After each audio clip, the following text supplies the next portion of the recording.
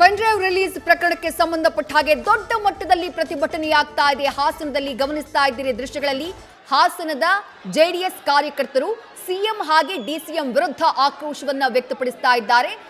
DC ಕಚೇರಿಯ ಮುಂಭಾಗದಲ್ಲೇ ಪ್ರತಿಭಟನೆ ನಡೀತಾ ಇದೆ. ಆಕ್ರೋಶ ವ್ಯಕ್ತವಾಗ್ತಾ ಇದೆ. ಸಿಎಂ ಡಿಸಿಎಂರ ವಿರುದ್ಧ ಕ್ರಮವನ್ನ ತೆಗೆದುಕೊಳ್ಳಬೇಕು, ಡಿಕೆ ಶಿವಕುಮಾರ್ ಅವರ ವಿರುದ್ಧ ಕ್ರಮ ಆಗಬೇಕು. ಪೆನ್ಡ್ರೈವ್ ಪ್ರಕರಣದ ಹಿಂದಿನ ಸೂತ್ರಧಾರನೇ ಡಿಸಿಎಂ ಡಿಕೆ ಶಿವಕುಮಾರ್ ಅವರು. ಈ ಪೆನ್ ಡ್ರೈವ್ಗಳು ರಿಲೀಸ್ ಆಗುವುದಕ್ಕೆ ಕಾರಣನೇ ಡಿಸಿಎಂ ಡಿಕೆ ಶಿವಕುಮಾರ್ ಅವರು. ಹಾಗಾಗಿ ಅವರ ವಿರುದ್ಧ ಕ್ರಮ ಆಗಬೇಕು. ಜೊತೆಗೆ ಇಡೀ ಪ್ರಕರಣ ಒಂದು ರೀತಿಯಾದಂತಹ ಷಡ್ಯಂತ್ರ. ಜೆಡಿಎಸ್ ವಿರುದ್ಧ, ದೇವೇಗೌಡರ ವಿರುದ್ಧ, ದೇವೇಗೌಡರ ಕುಟುಂಬದ ವಿರುದ್ಧ ಈ ಪ್ರಕರಣದ ಮೂಲಕ ಷಡ್ಯಂತ್ರವನ್ನ ಮಾಡಿದ್ದಾರೆ ಡಿಸಿಎಂ ಡಿಕೆ ಶಿವಕುಮಾರ್ ಅವರು. ಹಾಗಾಗಿ ಅವರ ವಿರುದ್ಧ ಕ್ರಮ ಆಗಬೇಕು ಅನ್ನುವಂಥ ಆಗ್ರಹವನ್ನ ಜೆಡಿಎಸ್ನ ಕಾರ್ಯಕರ್ತರು ಮಾಡ್ತಿದ್ದಾರೆ. ಡಿಸಿ ಕಚೇರಿಯ ಮುಂಭಾಗದಲ್ಲಿ ಪ್ರತಿಭಟನೆ ನಡೀತಾ ಇದೆ. ಡಿಸಿಎಂ ಡಿಕೆ ಶಿವಕುಮಾರ್ ಅವರ ವಿರುದ್ಧ ಪ್ಲಕಾರ್ಡ್ಗಳನ್ನ ಹಿಡ್ಕೊಂಡು ಆಕ್ರೋಶವನ್ನ ವ್ಯಕ್ತಪಡಿಸ್ತಾ ಇದ್ದಾರೆ ಜೆಡಿಎಸ್ನ ಕಾರ್ಯಕರ್ತರು. ಪ್ರಕರಣಕ್ಕೆ ಸಂಬಂಧಪಟ್ಟ ಹಾಗೆ ಕಂಪ್ಲೇಂಟು ಹಾಸನದಲ್ಲಿ ಏಪ್ರಿಲ್ 22ನೇ ತಾರೀಕೆ ದಾಖಲಾಯಿತು. ಏಪ್ರಿಲ್ 21ಕ್ಕೆ ಪೆನ್ ಡ್ರೈವ್ ರಿಲೀಸ್ ಆಗುತ್ತೆ, ಬೇರೆ ಬೇರೆ ಕಡೆಗಳಲ್ಲಿ ಹಂಚಿಕೆ ಆಗುತ್ತೆ. ಏಪ್ರಿಲ್ 22ನೇ ತಾರೀಕು ಜೆಡಿಎಸ್ನ ಪೋಲಿಂಗ್ ಏಜೆಂಟ್ ಹೋಗಿ ಕಂಪ್ಲೇಂಟ್ ಅನ್ನ ದಾಖಲು ಮಾಡ್ತಾರೆ. ಎಸ್ಪಿ ಕಂಪ್ಲೇಂಟ್ ಕೊಡ್ತಾರೆ, ಡಿಸಿ ಕಂಪ್ಲೇಂಟ್ ಕೊಡ್ತಾರೆ.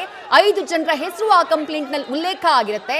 ಕಾರ್ತಿಕ್ ಗೌಡ, ನವೀನ್ ಗೌಡ, ಪುಟ್ಟಿ ಅಲಿಯಾಸ್ ಪುಟ್ಟಸ್ವಾಮಿ ಹಾಗೆ ಮತ್ತಿಬ್ಬರು.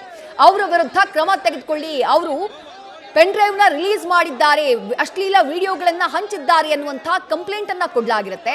ಆದ್ರೆ ಆ ಕಂಪ್ಲೇಂಟ್ ಕೊಟ್ಟು ಇಷ್ಟು ದಿನ ಆದ್ರೂ ಇದುವರೆಗೂ ಕೂಡ ವಿಡಿಯೋ ಹಂಚಿಕೆ ಮಾಡಿದವರ ವಿರುದ್ಧ ಕ್ರಮ ಆಗಿಲ್ಲ.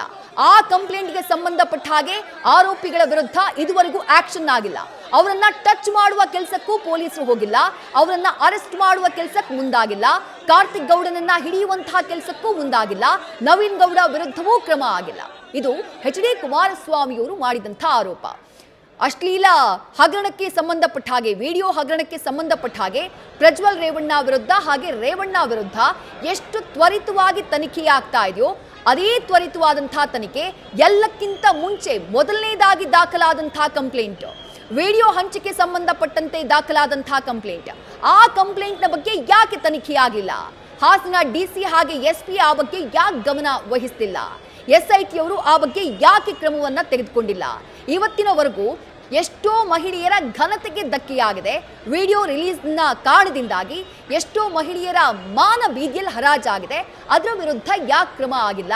ಹೀಗಾಗಿ ಇಡೀ ಪ್ರಕರಣ ದೇವೇಗೌಡರ ಕುಟುಂಬವನ್ನ ಟಾರ್ಗೆಟ್ ಮಾಡಿ ಷಡ್ಯಂತ್ರ ಮಾಡಲಾಗಿದೆ. ಹಾಗಾಗಿ ಡಿಸಿಎಂ ಡಿಕೆ ಶಿವಕುಮಾರ್ ಅವರೇ ಇದರ ಸೂತ್ರಧಾರ, ಅವರ ವಿರುದ್ಧ ಕ್ರಮ ಆಗಬೇಕು ಅಂತ ಆಗ್ರಹಿಸಿ ಪ್ರತಿಭಟನೆಯನ್ನ ಮಾಡ್ತಾ ಇದ್ದಾರೆ ಜೆಡಿಎಸ್ನ ಕಾರ್ಯಕರ್ತರು. ಗಮನಿಸ್ತಾ ಇದ್ದೀರಿ, ಹಾಸನ ಜಿಲ್ಲಾಧಿಕಾರಿಗಳ ಕಾರ್ಯಾಲಯದ ಮುಂಭಾಗದಲ್ಲಿ ನೂರಾರು ಸಂಖ್ಯೆಯಲ್ಲಿ ಸೇರಿರುವಂತಹ ಜೆಡಿಎಸ್ನ ಕಾರ್ಯಕರ್ತರು ಆಕ್ರೋಶವನ್ನ ವ್ಯಕ್ತಪಡಿಸುತ್ತಿದ್ದಾರೆ, ಪ್ರತಿಭಟನೆಯನ್ನ ನಡೆಸುತ್ತಿದ್ದಾರೆ. ಹೇಮಾವತಿ ವೃತ್ತದಿಂದ ಪ್ರತಿಭಟನೆ ಆರಂಭ ಆಗುತ್ತೆ. ಆ ದೃಶ್ಯಗಳನ್ನ ಕೂಡ ನೋಡ್ತಾ ಇದ್ದೀರಿ. ಅರಕಲಗೂಡು ಮಂಜು ಅವರ ನೇತೃತ್ವದಲ್ಲಿ, ಜೊತೆಗೆ ಜೆಡಿಎಸ್ ಶಾಸಕ ಸಿಎನ್ ಬಾಲಕೃಷ್ಣ ಅವರ ನಾಯಕತ್ವದಲ್ಲಿ ಪ್ರತಿಭಟನೆ ಆರಂಭ ಆಗುತ್ತೆ. ಮೆರವಣಿಗೆ ಮೂಲಕ ಸಾಕ್ತಾರೆ ಹಾಸನ ಡಿಸಿ ಕಚೇರಿವರೆಗೂ. ಅಲ್ಲಿ ತಮ್ಮ ಆಕ್ರೋಶವನ್ನ ವ್ಯಕ್ತಪಡಿಸಿದ್ದಾರೆ. ಈ ಸಂದರ್ಭದಲ್ಲಿ ಪೊಲೀಸರ ಜೊತೆ ವಾಗ್ವಾದ ನಡೆದಂತಹ ಪ್ರಸಂಗ ಕೂಡ ನಡೆಯಿತು. ಆ ದೃಶ್ಯಗಳನ್ನ, ಪ್ರತಿಭಟನೆಯ ದೃಶ್ಯಗಳನ್ನ ನೋಡ್ತಾ ಇದ್ದೀವಿ. ಈಗ ನೀವು ನೋಡ್ತಾ ಇರೋದು ಹಾಸನದ ಜಿಲ್ಲಾಧಿಕಾರಿಗಳ ಕಾರ್ಯಾಲಯ, ಅದರ ಮುಂಭಾಗ ನಡೀತಾ ಇರುವಂತಹ ಪ್ರತಿಭಟನೆ, ಆಕ್ರೋಶ.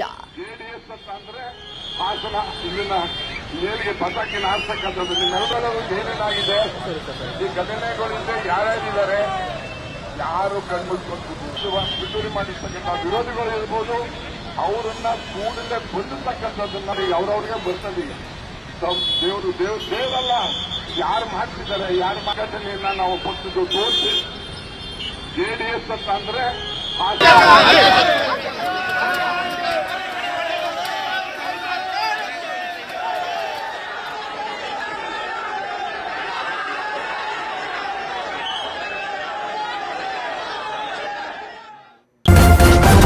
ನ್ಯೂಸ್ ಫಸ್ಟ್, ನಿರ್ಭೀತಿಯಿಂದ ನಿಮ್ಮ ಪರವಾಗಿ.